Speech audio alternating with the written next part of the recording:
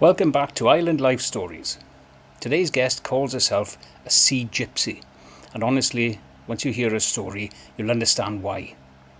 Louise Lambert and her husband sold up, bought a boat, and built a whole new life on the water.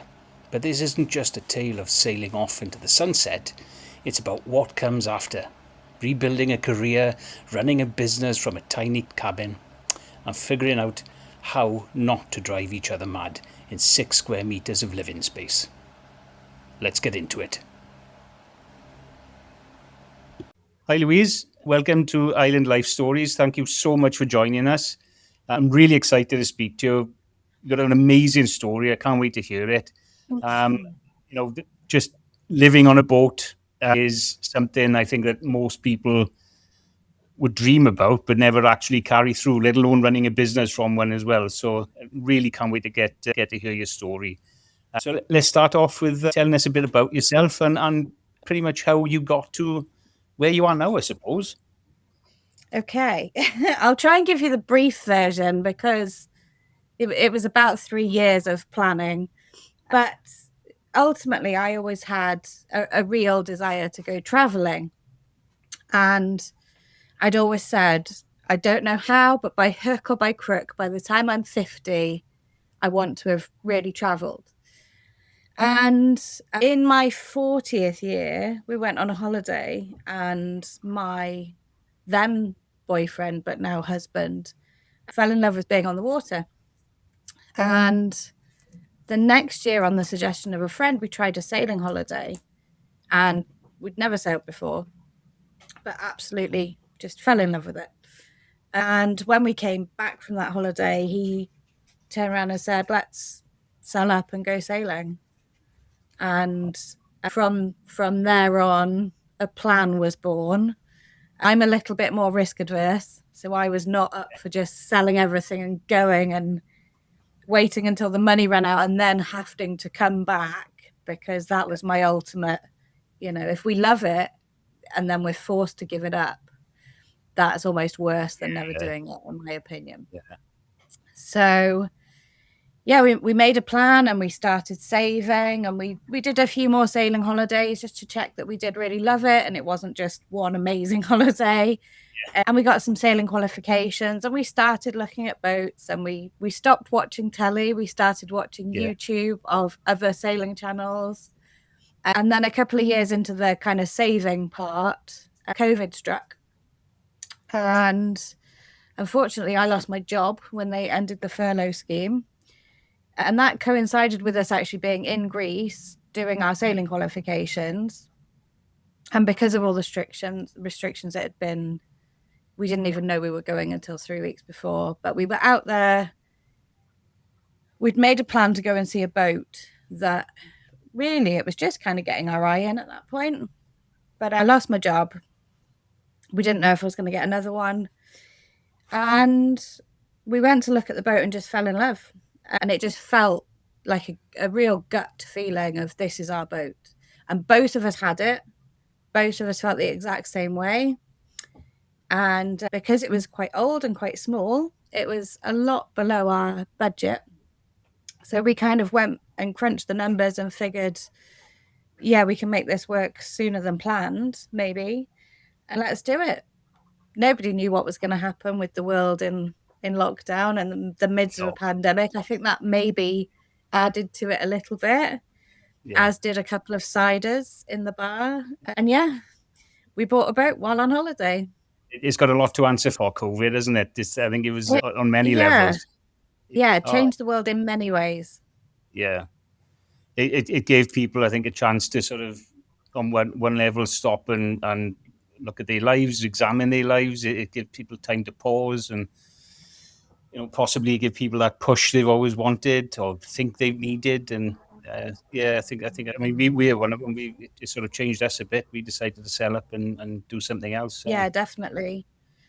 It's changed the world of online work as well, which is what's then allowed me to do what I do. Of course. I was just going to say, is the boat you're in now the one that you bought originally 5 years ago? No. Oh, right. Okay. No. Okay. So we started. This is our original boat here. Okay. There you go. Oh, that's beautiful. She Yeah. originally the plan was not to work. Originally the plan was to retire. And if I tell you that that's been my only plan for my entire life, was that I wanted to retire early. Yep. Within 6 months, I hated it. I loved boat life, don't get me wrong, but my brain just could not cope with having nothing to do. And I started looking just for a bit of part-time work. And it was really hard because even though there were remote positions, people wouldn't touch me because I wasn't in the UK. Yeah. So I ended up starting work for an agency, a virtual assistant agency, and I had a long history of kind of admin and office roles. And the owner of that agency spotted my aptitude for tech, and she mentored me, and I started as a tech VA, which is doing landing pages, automations, websites, Okay. yeah, all that kind of stuff that is behind the scenes of any online business. And I worked for that agency for 3 years and then slowly kind of took on a few private clients. And then when the agency decided to go a slightly different route and they've started actually selling software now as a service, I decided sales isn't really for me. And so I thought, I'll just kind of expand on what I've already been doing and get some more private clients. And so that's what I've done. But because I was working, the old boat just unfortunately proved to be too small. I mean, we'd kind of bought it as a starter boat. And Yeah. as I say, it was a lot below budget. And we kind of took a bit of a gamble on the basis that if we hate it and we decide it's not for us, then we can sell it and we're not going to lose too much money and we can maybe look at a camper van instead. But we didn't. We loved it.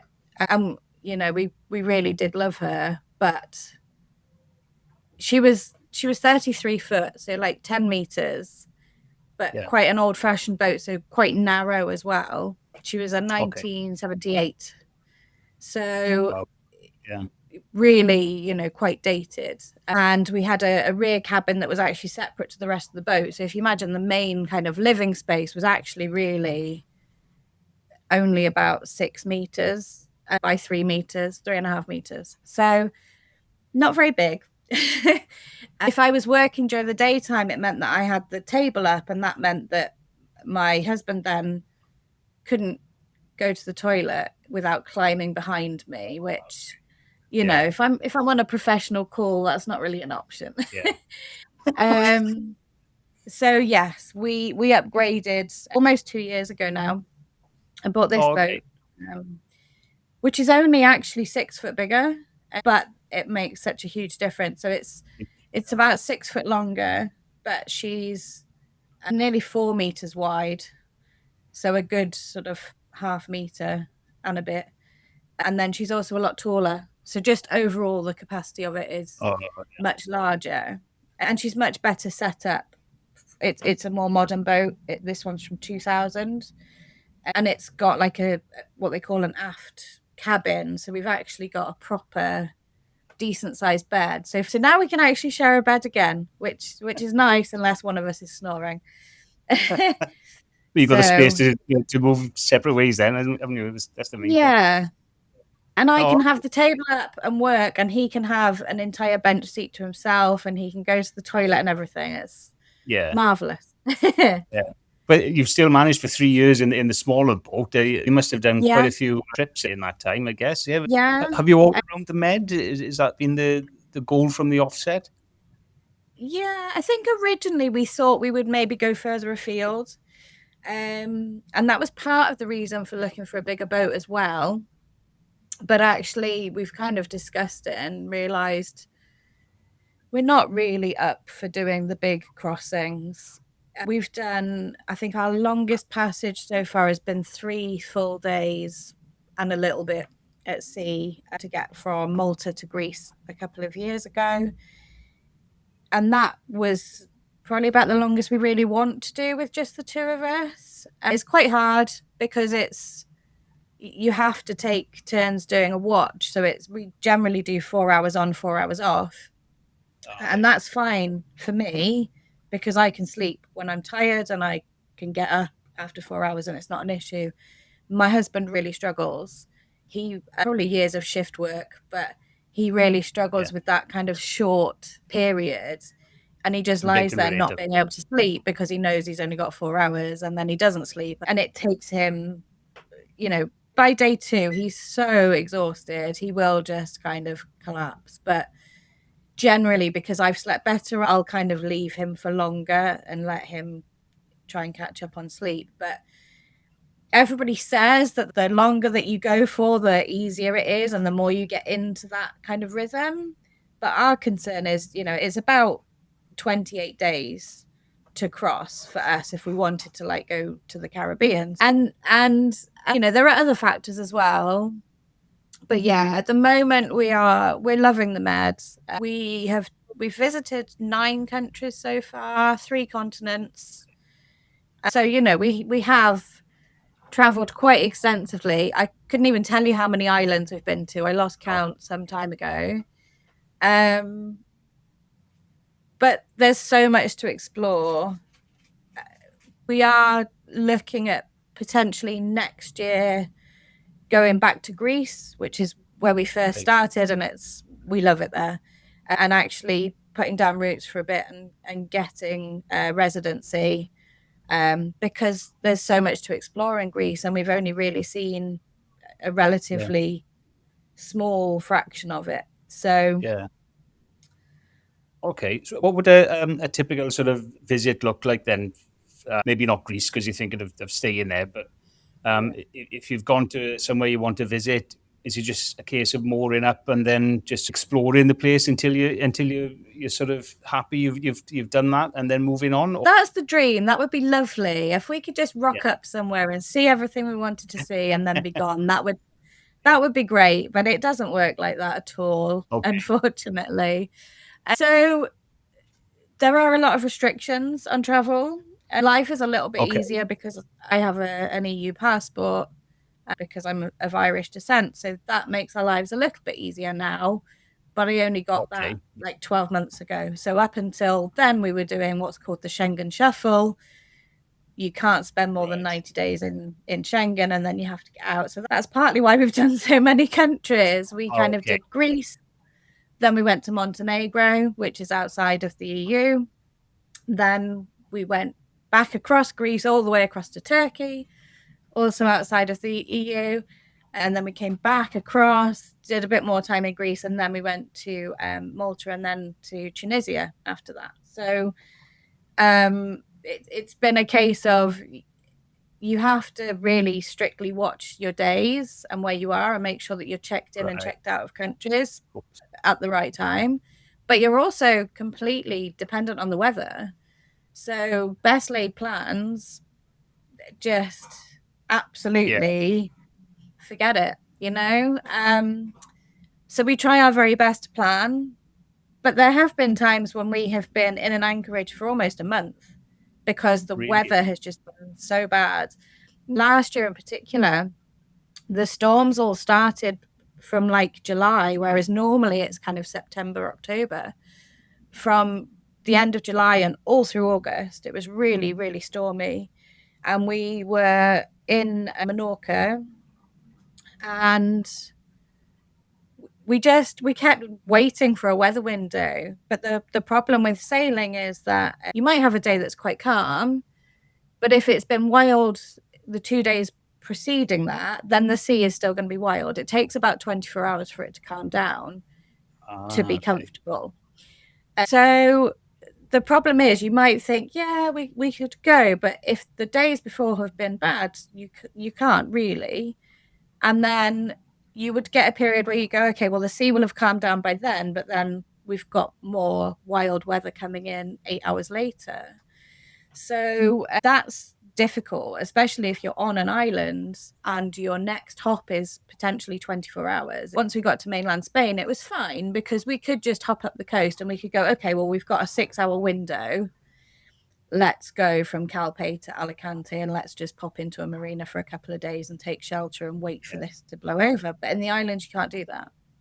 No. And so we found a really sheltered spot that was absolutely beautiful. We loved it there. There were supermarkets we could get to. And it was fine. But when it's like that as well, you also don't really want to leave the boat to go exploring. There's always a concern that the anchor might drag. And so we don't tend to leave the boat if there's strong winds. And if we need something, if we need to go shopping, then one of us will go, not both of us, and somebody will stay on board. So we get a bit twitchy about the prospect of kind of, leaving the boat and going and getting the bus somewhere and not actually being able to see it, not being able to get back quickly if something goes wrong. So most of our exploration is of the coastline for sure, and we don't actually do that much inland travel, and we try to do that more in the winter months. So we base ourselves in a marina for the winter, so the boat is tied to a lump of concrete and it's a bit safer.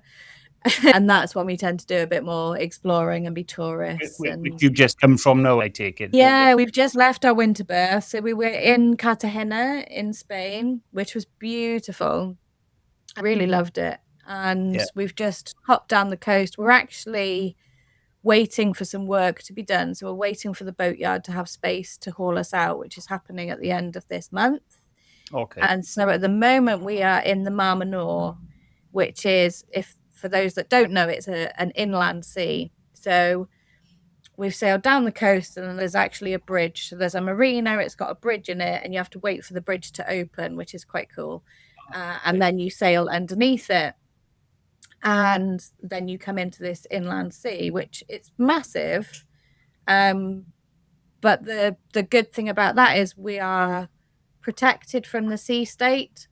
So although we've still got weather to contend with in here, there's not waves, there's not swell, which is the thing that tends to keep you up at night. So even when it blows, you only have what's called fetch, which is, the sea will only kind of get whipped up from the shore to where you are, which is generally quite a small distance. Okay. Whereas when you're out in the open water, if there's any kind of swell, it builds and builds and builds, and then you just end up rocking and rolling all night. So this makes a very pleasant change, I have to say. Oh, wow. Yeah. Have you ever been caught in bad weather with all the best intentions avoiding it, but you've been caught out? Yeah, I mean, the predictions aren't great. So, yes, we always try our best to avoid it. And the weather's definitely getting worse. People deny climate change, but we see it. We're open to the elements all the time. So we've noticed a huge difference from when we first started sailing in 2018 and when we first moved aboard in 2021. But yes, we've been caught in some quite unpleasant weather. We have had some nights where very unexpected swell has come rolling in, and it's been, pitching the boat like this. And we've had storms of kind of, 45 miles an hour. We had one of those last year that I've never seen anything like it. People say about the calm before the storm, and it literally was. It was flat calm, mill pond. And then I just looked, and from the shore, you could just see what I can only describe as a wall of wind. You could see it just moving towards us. And I was like, oh, here we go. And it kind of hit us side on and just span us, and we just went flying. And from there on, we had no visibility whatsoever. And it pelted it down. And it was just constant, almost 40 knots of wind. And the worry in that is we know we're okay. We have an anchor alarm that will let us know if we've dragged. But you never know how anybody else is going to cope. You don't know if they're going to drag. And if you can't see, there's the potential that you could just get hit out of nowhere. And in that instance, we were in an area where boats were at anchor, but they were moored up permanently. So they didn't necessarily have people on them. Oh, right. That's when you really worry, because boats do break free of their moorings, unfortunately. But thankfully we were okay. Having experienced that though, and obviously having well over 5 years, 7 years experience of sailing now, are you a lot more calmer going into situations like that if and when they do arise? Are you sort of more, now I'm more experienced now, we can handle this, we've been through worse, or is it still a sort of heart in your mouth I think it's almost worse with experience. When we first started, we were so clueless and gung-ho about everything. Ignorance is bliss. Just blind faith that got us through most things. And now we're experienced enough to kind of look at the weather that's coming and go, oh God, this is going to be awful. So yeah, I don't know. I think we've got more faith in our ability to deal with it if something goes wrong. But I don't necessarily stay calm, as my husband will probably testify. Occasionally he has to give me a bit of a verbal slap, as he calls it, to be like, just calm down, you're not helping. Do you find that there's a sort of community? Are there sort of people who are doing similar things to you and around the Med you bump into regularly? Yeah, massive community. And we're not that sociable. So if we were more sociable, there'd be an even bigger community. But yes, there's quite a lot of people doing the same thing as us. And you do bump into the same people on the same kind of circuits. And then there are people that, we make more of an effort to stay in contact with. And there are people that you just sort of click with that become your tribe. So we have a couple who we call our boat besties. And we met them in our first winter in Montenegro in the marina there. And we just became firm friends. And then we've cruised quite extensively with them. So we kind of tend to go our separate ways in the summer and then meet up again somewhere along the way. So we did a winter with them in Turkey, and then we did a winter with them in Tunisia as well. And then we've done our own thing for the last couple of years. But at the moment, the plan is that we're both going to winter together again this coming winter in Malta. Okay. Oh, that's good. Yeah. And so we kind of do video calls with them if we're not cruising with them. But there are times when, we might cruise together for like 3 months and then we'll go our separate ways. So that's really nice. And then there's always people that that you're really friendly with, and you'll just bump into each other in an anchorage and you'll go for drinks on the other person's boat and have a good catch up. But there's always somebody. I mean, even where we are now, it's still low season, and this little anchorage there's 4 boats in here.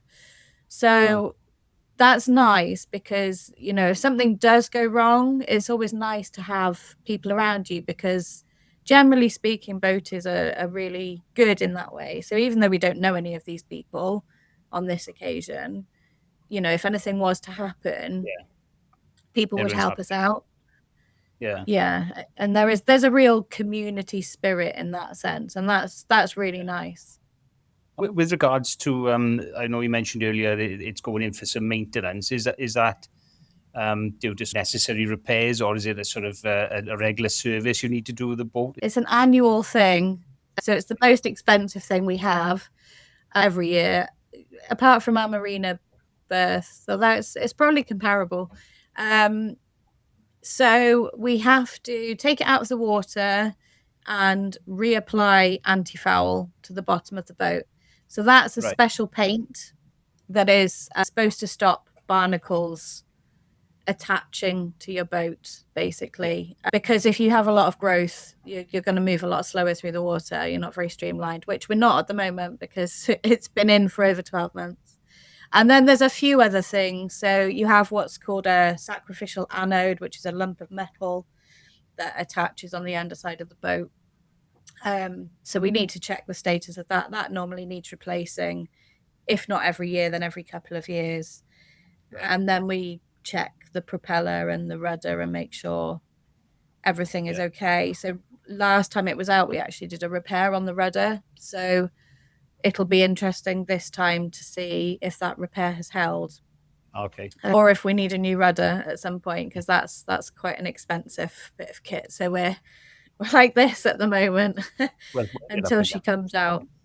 So yeah, it's actually the lifting out that costs the money. So the boat has to be lifted out by crane and then lifted back in by crane, and that's generally the expensive bit. And then storage in a boatyard, depending on where you are. You take it to the same place for the service every year, or No, not? I mean, we do the work ourselves. I say we, it's mainly my other half these days because I'm normally working. But no, I mean, that's one of the ways we keep a lot of our costs down. So my husband is an electrical engineer, but he's really good with mechanical stuff as well. So we do almost all of our own repairs. But it just depends where you are.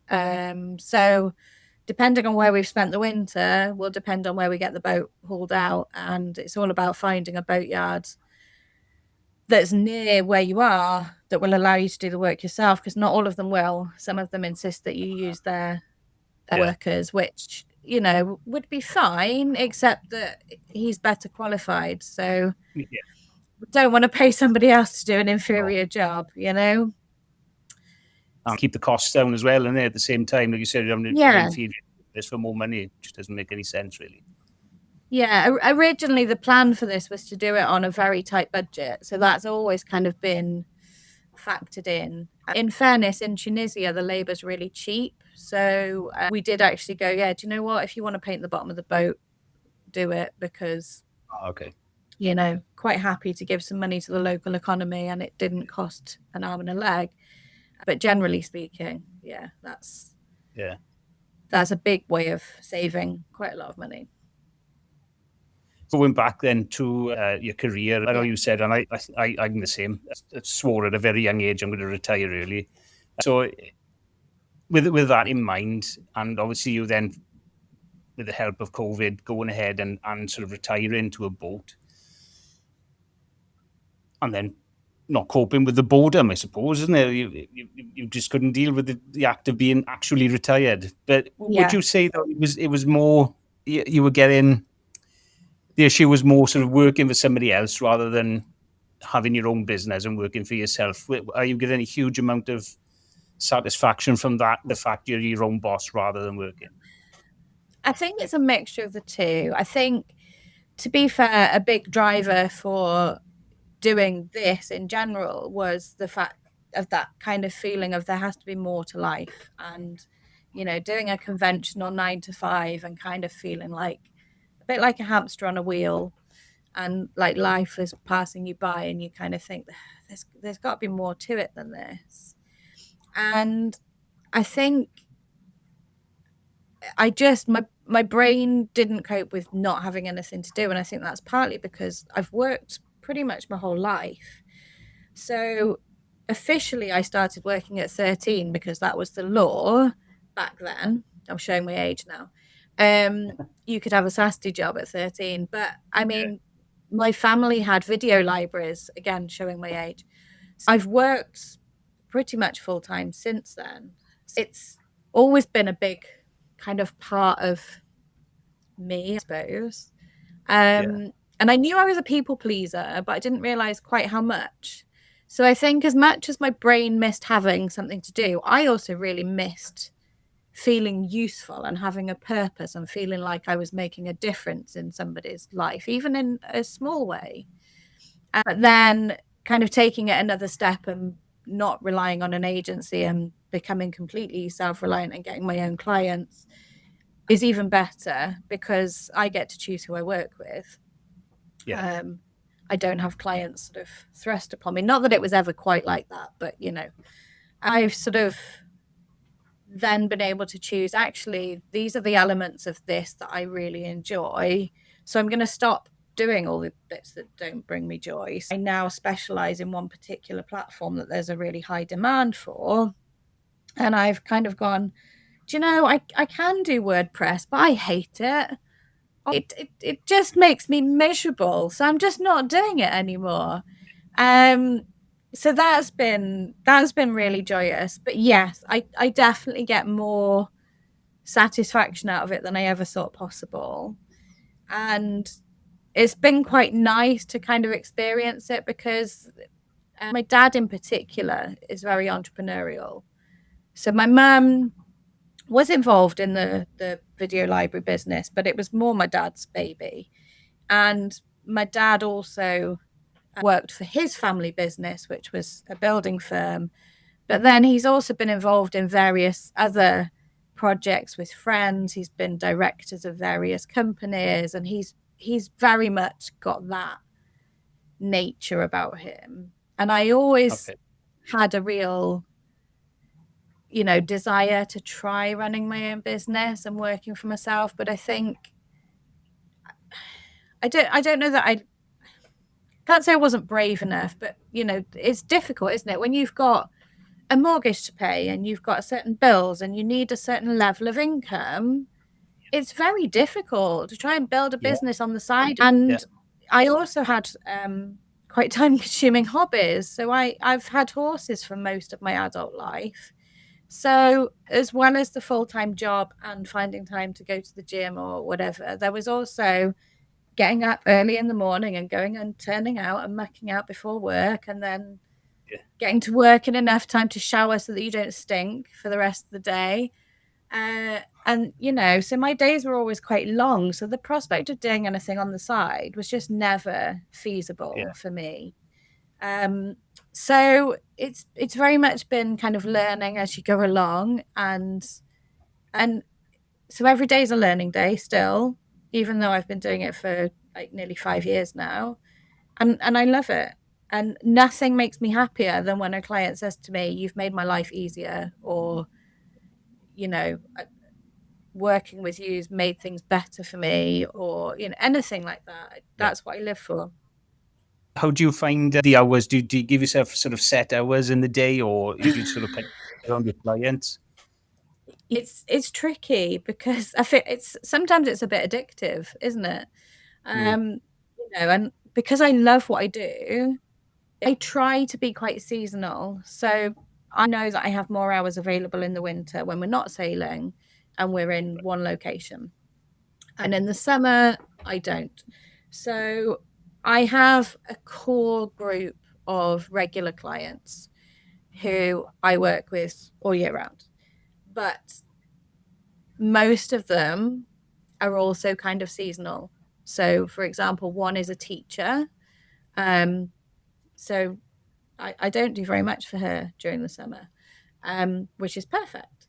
But right now, she runs like master classes. So for kids who are about to do their GCSEs, she runs like revision master classes in big groups, and she also does private tutoring. So that's great. I know I'm busy with her basically up until the exams next month, and then she's going to need very little over the summer. So I try very hard to take on clients like that where I can. And I'm in a really fortunate position that I can afford to be fussy, and I can afford to, if I feel a client isn't the right fit for whatever reason, if I feel our working styles aren't going to align, or actually I feel, what they want is probably slightly different to my skill set and they'd be better off with somebody else, I'll signpost them to somebody that I know. So in that sense, I try and manage it, and I find it a lot easier in the summer. I find it easier to be stricter with myself and switch off. In the winter, when we're not sailing, it's harder, and I will, be at my laptop until 7:00 at night sometimes. But that's because it's a bit of a make hay while the sun shines situation. And I also try and get myself ahead of the game. So I'll normally try and schedule like all of my social media for the next few months before we leave the marina, so that I know it's ready and it's good to go. But it's definitely easier when we're at anchor, and the pace of life is a lot slower than it is when we're in a marina. And I find it easier then to go, actually, do you know what? It's 3:00. I'm done. And whatever I haven't done can wait till tomorrow. Yeah. Not necessarily with client work, but with my own business, I've got that flexibility. What would a typical client be requesting from your services? For the most part, it'll be like general admin on their back end to make sure that everything's running as it should be, to catch if there's any issues with their email deliverability or anything like that. And then specific tasks will normally be one of my clients will say, right, I'm going to run a masterclass on such and such date. can you set it all up for me? And so I will create the sign up page. I'll create the automation that, tags them and then lets her know, and people have signed up, and then it sends them automated email nurture sequence, etc. Sends them the link for the call closer to the time, and then just monitors that to make sure that everything is working as it should. And sometimes it'll be a Facebook ad will be running, so it'll be just making sure that that traffic is coming in and being tagged appropriately, depending on whether it's organic or Facebook traffic, etc. And just keeping an eye on numbers. And then what I try and do, this is the other way I manage my work, is that I have my core group of clients, which I keep quite small. And then if I've got more capacity, I'll take on project-based work. So, for example, I've got a client at the moment who she's written a book that's just being published, and she wants to do an online course to kind of go with it as a companion or as a standalone thing. So for her, that's a case of letting her know all of the content that we need to put in, all of the graphics that we need for the course, all the different dimensions, or doing them for her if she hasn't got the capacity to do that. And then setting up the course and making sure that it's all correctly branded and that all of the videos are working and that the PDFs can be downloaded, and then setting that up so that people can actually purchase that, and just making sure it's all working. So predominantly it's automations, sales pages, and online courses. That is the bulk of my work. And then there are times when I'll have a call with a client because they want some help with strategy, or they want to try and go down a different path, and they just want to sense check it with somebody that understands their business, not as well as them, but much better than the sort of average person in the street kind of thing. Yeah. Okay. I generally don't do social media anymore.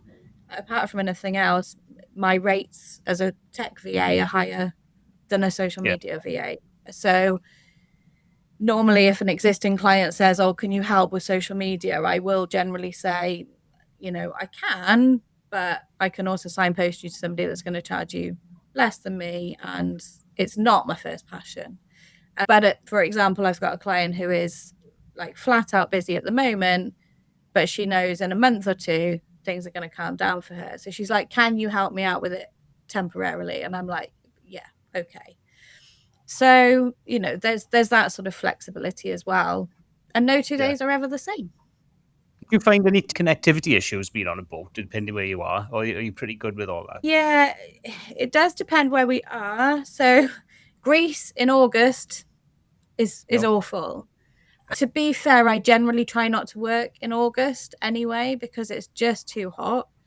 By the time July rocks around, sometimes even partway through June, I stop working in the afternoon. So I tend to get up early and I'll work until like lunchtime and then forget it, because my brain melts. It's just ridiculous.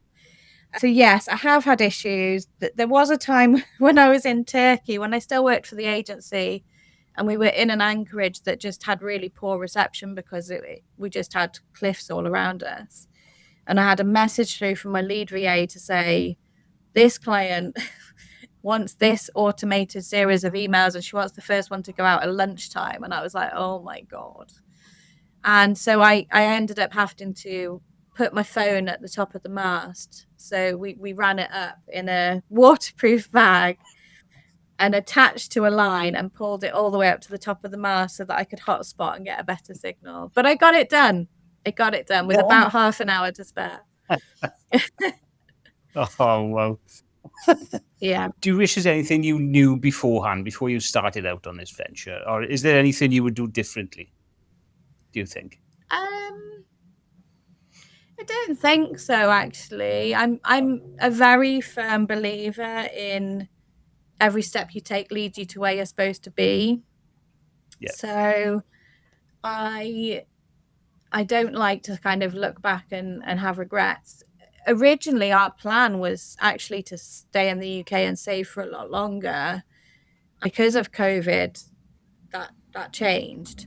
And actually, I think that's a really good thing. That's the one thing that I do say, is that I'm really glad that it forced us, in a way, to bite the bullet and do it sooner, because I don't know, even though we had this grand plan, would we have done it, or would we have always found a reason to just wait another 6 months, or just wait until this thing's happened or that thing's happened?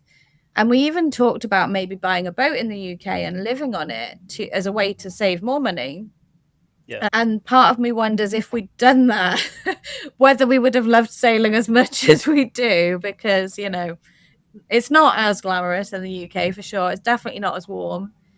So no, I'm really glad with the way things have worked out, and everything's kind of fallen into place quite nicely. And actually, we've been really fortunate in a lot of ways.